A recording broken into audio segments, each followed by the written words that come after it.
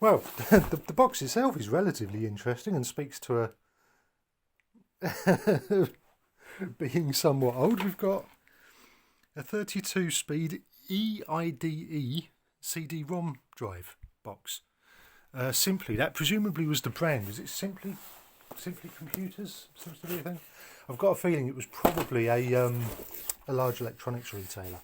Ooh. Okay then.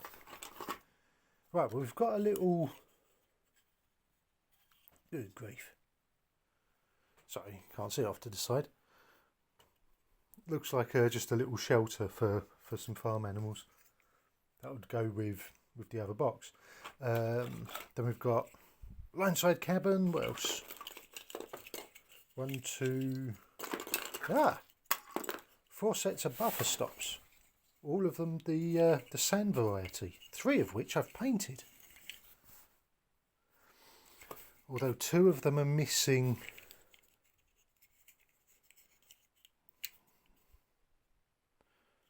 The actual buffer things.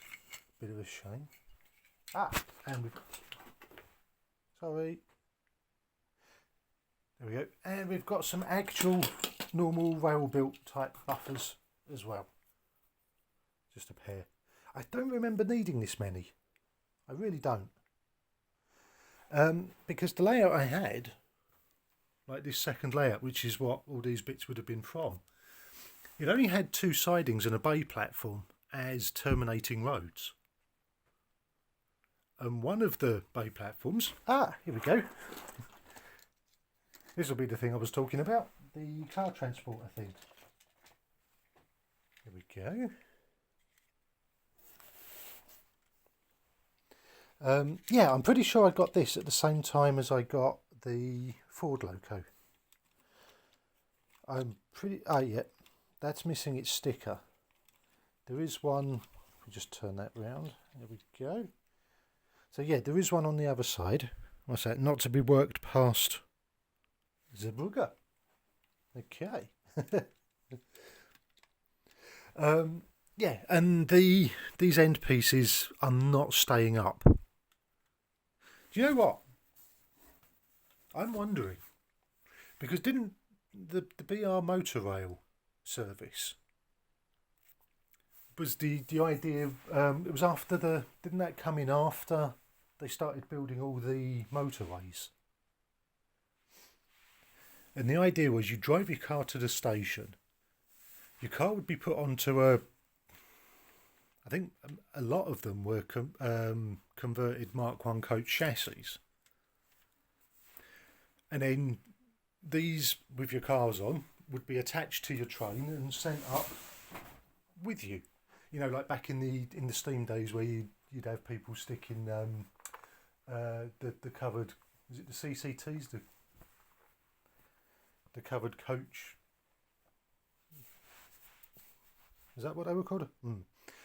I don't remember. Yeah. Do you reckon this possibly, along with the sleeper coach? So, night train with some cars on its way up from one city to the other end, sort of like I don't know, London to Glasgow or whatever. But I'm surprised we've still got all because those are 6 individual barriers across here. Let's have a quick check. The wheels don't look. Oh, there's a bit of dirt on there, but they're not too bad. And this is one of the things, because I didn't play with the trains that much. Don't really know why. Yeah, but that's cool. No box for it though, oddly. Don't know why. I know why this doesn't have a box. This is my one and only Mark III coach, and it's the special Hornby Mark III coaches. This was a time when Hornby basically had one coach body, and then they'd clip different bits underneath and put different roofs on, but all coaches were this length. So it's an incredibly short. It's like a 60-foot Mark III or a 57-foot Mark III. I don't have a I don't have a ruler or a tape measure or anything to hand. So yeah, so every single coach, supposed to be 75 foot, should probably be closer to this long than what it is. And it was really odd because Lima at the time did do correct length Mark threes. But this I bought this with birthday money. For one of my birthdays, it was a crane set, and we went to my aunt and uncle's house because my cousin there, he had some trains as well. And while we were there, the crane broke on the set, so we went off to the model shop that it would have come from. A lot of the stuff seems to have been purchased from model shops that were close to where family lived. That was a shop that was called, was it Hawkwalls of Blackwell? I think it's either Hawkwalls of Blackwell or Blackwell of Hawkwalls. Unfortunately, with the two parts being so similar, I never could, and I still don't remember which way round it was. I have a feeling it was Hawkwalls of Blackwell, or did I say it the other way round? I'm clueless. But yeah, so we went off there to get the crane replaced. And while I was there, obviously got a bit of cash for me for my birthday as well. And I had like a 2-car HST set, which had just randomly turned up, but there was no coaches for it. And I bought this one, but it came with no box. It was either a return or a second-hand item or something that I got from there. But yeah, that was So now, instead of having only the 2 power cars for the HST, I actually had a coach that matched. That was amazing. So we'll stick that back in the back. There's a power clip. That'll be handy. Oh no, it won't. You just about see them on the... it's going to need a lot of cleaning up, and I'm pretty sure I don't have the pins that are supposed to go in there. So maybe not so handy. Speaking of train, we've got a kit. Just a basic yard crane. There should be presumably a little platform for this to stand on, and using some good old cotton thread instead of a chain. So whose is that going to be? Are we going to guess?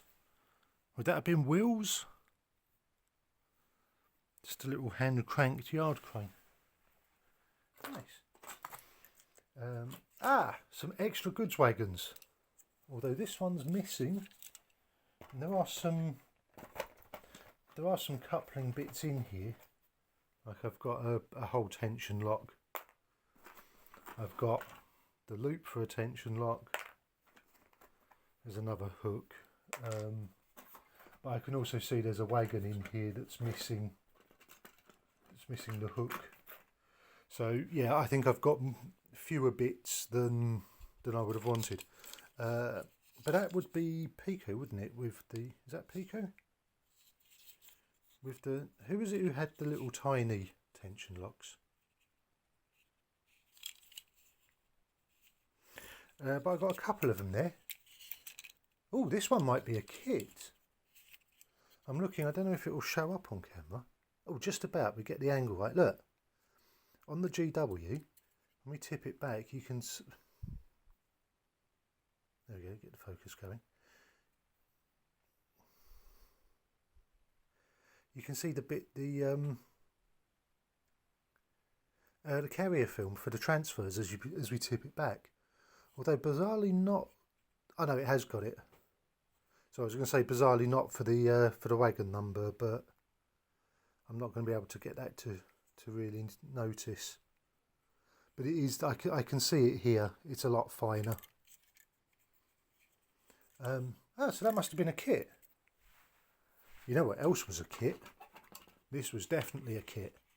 I'm going to talk about this one in a minute because I remember ooh! Aha! Can we fix it? No, not really. It goes on, but there's a covering there that should clip over. That's a shame. So we've got one wagon missing a buffer. We've got another one of the same, from the same company, just a 7 plank rather than a 5 plank. And then a kit built. I don't know whose kit that is, but it's another 5 plank. So we're getting some freight stock here. And then, here we go. We'll get these out. These are important. So, very quick, since those are important, what we'll do very quickly, if we pop those over the back. Here we go. We'll quickly just, this is the other 040. A much, I suppose charitably called it a freelance. Very much, it's looking very much a toy. But again, it's another one. You can see the motor extending into the cab up here. Well, I don't know if it's just about. You can see the reflection just inside that first window. So the motor extends all the way back, and then just down here, we've got the little capacitor they used to pop across the terminals and straight onto another small skew cut. So yeah, but this, oh god, this one's filthy. This is going to need a lot of cleaning. Would like to get it going just for the sake of having done so. But right, oh, sorry, bashing things again. So this coach. I bought this coach as a kit, obviously. It's a ratio kit, little 4-wheel one, missing the coupling at that end, but all the other bits do seem to be there. I've even painted it, which is a lot more than I do with kits recently. Missing 1.5 buffers and one axle, and this one isn't turning. I can't tell from here if it's just not. Oh god, stop it. What have we got? Let's get that. Yeah, it looks for what passes for top hat bearings. These two footboards seem a little bit out of, because like this, it flicks and runs, but if I leave it naturally, and it's going to fall back in. I wanted to do a little rake of those, and I'd been having my eye on them for ages. There was a little store that was sort of halfway between where we lived and where my paternal grandmother lived. There was a home and hardware store. I think technically just a hardware store at the time. This is going back sort of mid 80s. But the hardware store always had home stuff in. You know, it'd be like they would have like the mugs and the vases and the clocks, as well as the usual stuff. But in the back of it, there was a little model section. This store was called Germans, Germons.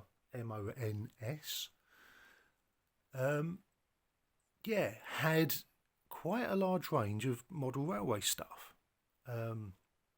Heavily into Airfix mainline, well, became mainline, I suppose.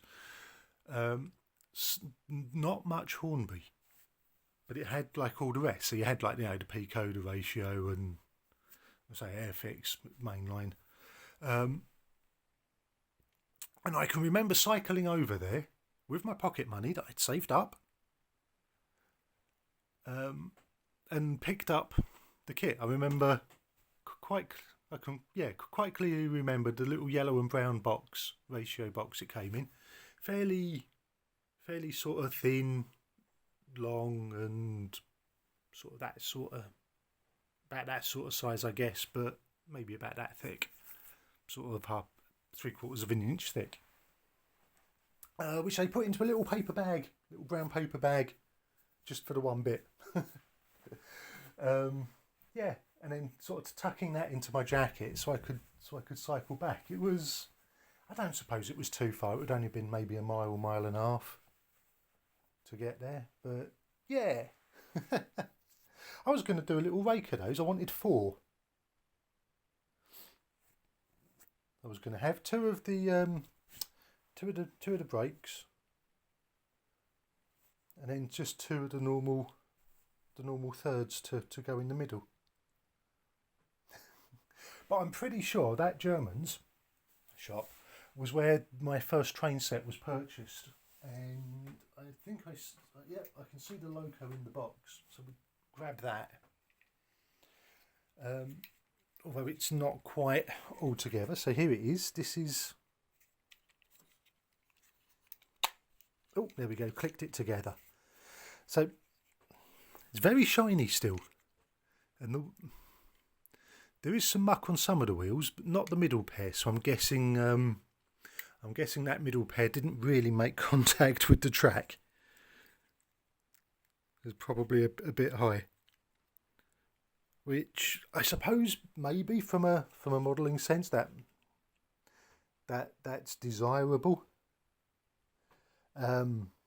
since it means you're not going to have any backwards and forwards rocking. If it's only resting on those two and that one's marginally high, you're not going to have it wobbling backwards and forwards if it was resting on these two rather than those.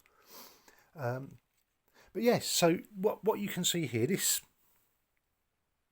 would have been, I was trying to work it out. I think I got it when I was about 5 or 6, so we're talking like the very start of the 80s. And these wagons in the background, the Tizer, the Golden Syrup, this brown one and the thing, this was the rolling stock that came in the set. I got my British Rail logo, although it only appears to be lined in white. I don't know whether that's the reds rubbed off, because there should be, I'm pretty sure there should be some red round it as well. There's only white on there, but I mean, you have got wire handrail all the way round the boiler from one tank to the other. We've got the little braces up the front here. Can't really get a good shot of, oh, there we go, just about. Yeah, there we go, just sort of there. Some quite fine detail on it for something that is, what, 45 years, getting on for 45 years old? Probably more than 45 if you're talking about the age of the moulding. Because I'm pretty sure I didn't get these when they very first came out. So yes, so the set I got, it was this large prairie. The three vans, the vans are all identical mouldings, just painted different colours. And then oops, put that in there. And a little towed brake van to go with it. That's amazing. Right, so let's pop these back in here.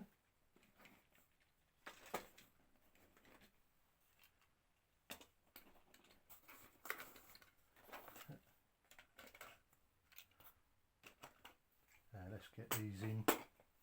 These can just sort of drop in, I guess. There we go, that's that done.